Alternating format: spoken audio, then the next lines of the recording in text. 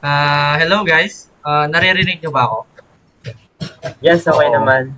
Goods, good lang. Okay, Good go lang, yan. go lang, go lang. Sige, sige. Alam ko naman medyo biglaan ito, pero need talaga natin i-finalize yung topic para sa presentation natin. Guys, what if about online shopping na lang? Like, paano siya nakaka-affect sa students?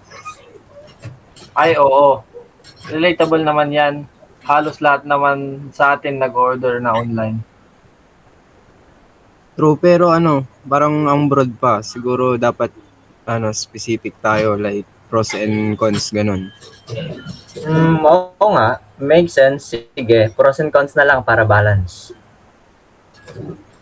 Pwede rin tayo magbigay ng samples like Lazada or Shopee para mas gets ng audience. Okay, solid idea yan. Simple lang pero effective. Ayoko rin naman sana yung masyadong complicated na topic eh. So, paano hatian ng task? Sige, ganito na lang. Ikaw, Oliver, dun ka na lang sa research and intro. Ikaw, Gerald, ikaw na sa slides. Louie, ikaw na din sa explanation sa pros and cons. And Kian, ikaw naman sa example and sa visuals. Game, kaya yan. Okay lang pre, no problem. Slides ulit? Sige na nga, haha. Huwag mo lang damihan text, ha?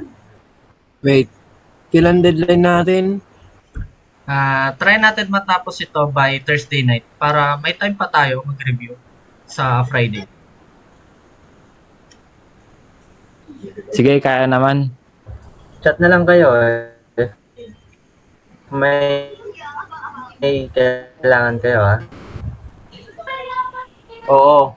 Wag na natin ulitin yung last time, ha. Oo nga eh. Sige guys, thank you and good luck sa atin. Bye. Bye guys. Bye. Ingat Bye guys. guys. Bye guys.